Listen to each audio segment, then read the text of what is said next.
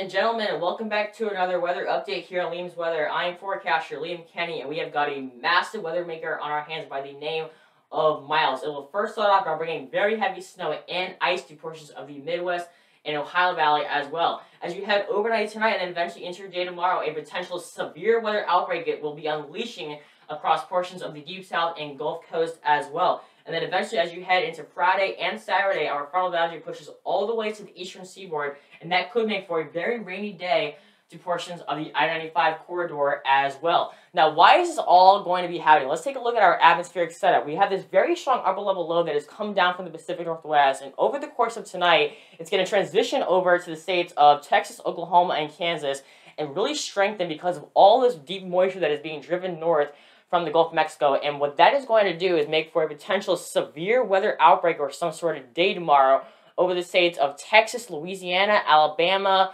Mississippi, Arkansas, Oklahoma, Kansas, all the way up into the Ohio Valley as well. Winter storm watches, winter storm advisories, and even a winter storm warning has been issued going all the way from northern Texas throughout Oklahoma, Kansas, Missouri, Iowa, Illinois, Indiana, all the way into Wisconsin as well. Here's your forecast overnight tonight. Widespread snow showers going anywhere from the Colorado Rockies into portions of northern Texas, Oklahoma, Kansas, and while we're still ahead of the frontal boundary right here, we're still well above average when talking about temperature. So obviously, all the precipitation is still going to be rain. But if you obviously head just to the west of that, temperatures are going to be well below freezing, and then obviously all the precipitation will turn over to snow. If you live in states of Kansas, Missouri, Illinois, Indiana, all the way up into Wisconsin as well, this is going to be your basically weather-aware day, to say the least. Very heavy snow anywhere from Kansas City into St. Louis, Chicago, all the way up into Wisconsin as well. I honestly wouldn't be surprised if we see over 2 inches per hour in some places in that light blue range as well. As you head just to the south of that in places like St. Louis and also other areas, I think this is probably going to be the transition zone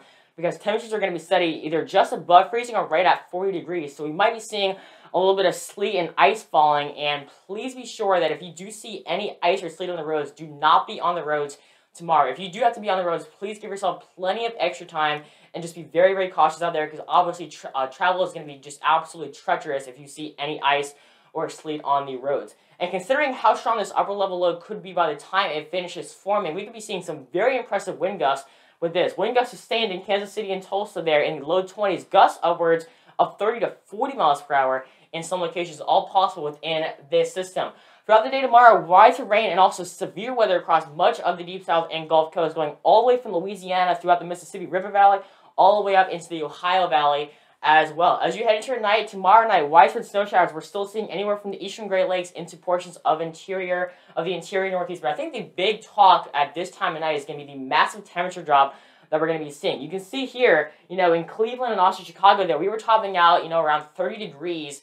Tomorrow, go down to tomorrow night, we're going to be in the low teens, if not single digits there in so many areas across the northern Ohio Valley and also into portions of the Great Lakes as well. As far as your threat for ice goes, anywhere where you see this light purple area going all the way from extreme eastern Kansas through north central Missouri into central portions of Iowa, Indiana, all the way, no, this is Illinois, I'm sorry, central Illinois, all the way into Indiana as well. We have the possibility for ice, so please just stay off the roads, if at all, tomorrow as well. How much snow could we be seeing within winter storm miles? The GFS model, which is the American model, showing upwards of a foot of snow, if not more than that, in portions of north central Missouri, all the way down into eastern Kansas, while the European model is showing a completely different story. We're still seeing upwards of, I would say, 7 to 10 inches of snow, but it's not showing a foot or more like the GFS was showing, which is definitely a good thing. But still, regardless of that, if you live in eastern Kansas and central Missouri, you are in for a very rough day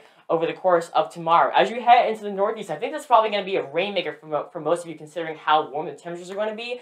But if you live in portions of the interior New England areas, anywhere from extreme western Pennsylvania through interior western New York into Vermont, New Hampshire, and Maine, I mean, we could be seeing anywhere from 1 inch to maybe 5 inches, but go just to the west of that, right along the U.S.-Canadian border, upwards of 15 inches, if not more than that, showing up there on the American model, while here on the GFS model showing pretty much the exact same thing, a wide swath of 1 to 2 inches of rain, of snow, potentially a little bit more than that as you head further to the Great Lakes, but still, an inch or two is definitely possible within this system. Now, obviously, snow and ice is not the only thing within winter storm miles. We have the possibility for severe weather, including tornadoes, damaging hail, and even the possibility for damaging winds, and that is all coming up right after this. Along with a very snowy and icy side of winter storm miles, we also have the potential for severe weather across much of the Deep South and Gulf Coast overnight tonight.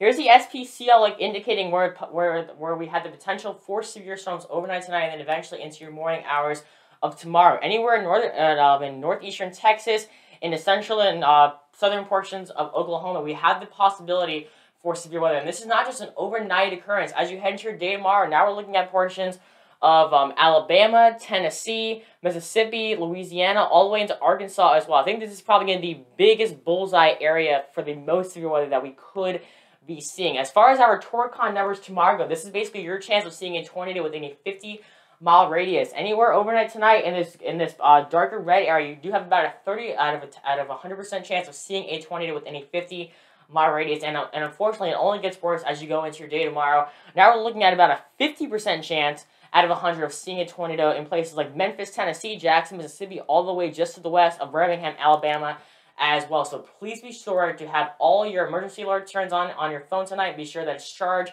just so you have any and all ways to get warnings that have been issued by the National Weather Service. Let's go ahead and time this out for you here on our feature radar. You can see widespread thunderstorms across much of the states of Louisiana and Alabama over the course of tomorrow, but then eventually our squall line will start to form, and that will bring the best chance for severe weather over the states of Mississippi, Alabama, and also eventually into the Carolinas as you head into your day on Friday.